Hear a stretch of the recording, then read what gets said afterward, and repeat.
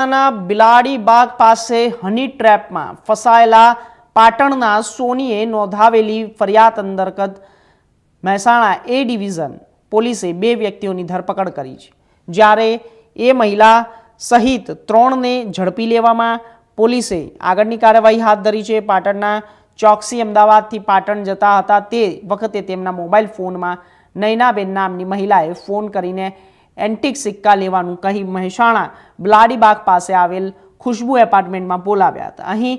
વેપારીને અંદરના રૂમમાં લઈ જઈને દરવાજો બંધ કરીને તેમના કપડાં કઢાવી માર મારીને રોકડ તેમના સોના દાગીનાની લૂંટ કરીને અશ્લીલ ફોટા પાડીને વેપારીઓને ફસાવીને ટોળકીઓ સામે મહેસાણા એ ડિવિઝન પોલીસ સ્ટેશનમાં ફરિયાદ નોંધાઈ, જેમાં અને હેડ કોન્સ્ટેબલ પ્રભુદાસ અને મનીષકુમાર બાબુભાઈ ચોકસીએ માહિતી આપનાર અને સાથે જ બજાર સામે મહેસાણા અને વિમલસિંહ, પૂનમસિંહ વાઘેલા અને ખુશ્બુ એપાર્ટમેન્ટવાળાને ઝડપી લીધા અને પોલીસે તેમની પાસેથી રોકડ 50,000 સોનાની 2 વીંટી મળી આવી અને કુલ 2.25 લાખનો મુદ્દામાલ કબજે કર્યો અને નાસ્તો ફરતા આ આરોપીને ઝડપી લેવામાં આવ્યા છે। શું કહેશો, હની ટ્રેપની આ ઘટના બની હતી, કેટલા આરોપીઓ પકડાઈને આગળ શું કાર્યવાહી? ગઈ તારીખ 10 જુલાઈના રોજ આ જે કામના ફરિયાદી છે અને ભોગ બનનાર છે તે પોતે ટ્રાવેલિંગ કરી રહ્યા હતા। તે દરમિયાન તેઓના ઉપર એક અજાણ્યા નંબર ઉપરથી ફોન આવેલો હતો। તેઓએ પોતાની ઓળખ નયનાબેન તરીકે આપેલી હતી અને નયનાબેને આ કામના જે આ ફરિયાદી છે તેઓને એન્ટિક સિક્કા લેવા માટે થઈ અને તેઓને મહેસાણા ખાતે પોતાના સોસાયટીમાં બોલાવેલા હતા। બિલાડીબાગ પાસે આવેલ ફ્લેટની સ્કીમ છે ત્યાં તેઓ પોતાના ઘરે લઈ ગયેલા હતા અને ફ્લેટ ઉપર જ્યારે તેઓ અંદર પ્રવેશ કર્યો તો ત્યાં પહેલેથી જ એક સ્ત્રી અને બીજા માણસો હાજર હતા અને તરત જ આરતીબેન કરીને બીજા એક જે નયનાબેનના સહ આરોપી છે તેઓએ દરવાજો બંધ કરી દીધેલો હતો અને તેમને મારી અને તેમના કપડાં ઉતારાવી અને નયનાબેન સાથેના તેઓના ફોટો પાડી લીધેલા હતા અને ત્યાં જે અન્ય હાજર આરોપીઓ હતા જેમાં વિક્રમ ઉર્ફે વિકી અને ધર્મેશ, તેઓએ તેમની સાથે મારઝૂડ કરી અને તેઓની સોનાની વીંટી, તેઓની એક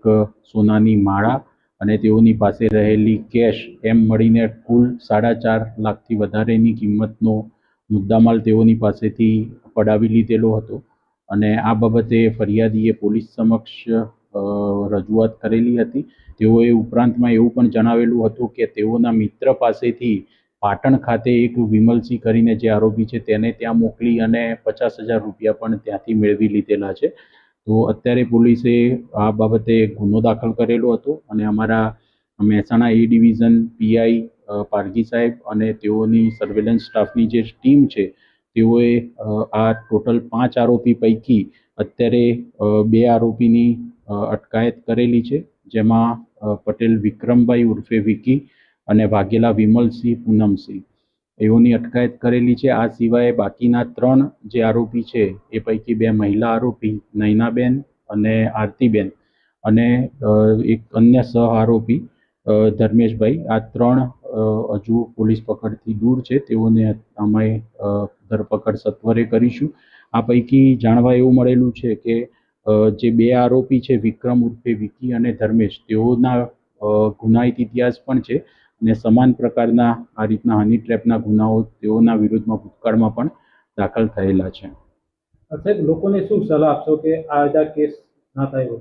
અજાણ્યા નંબર ઉપરથી આવી રીતે જ્યારે કોઈ પણ ફોન આવે છે તો એના ઉપર ઝડપથી લોકો વિશ્વાસ કરીને દોરાવવું ના જોઈએ અને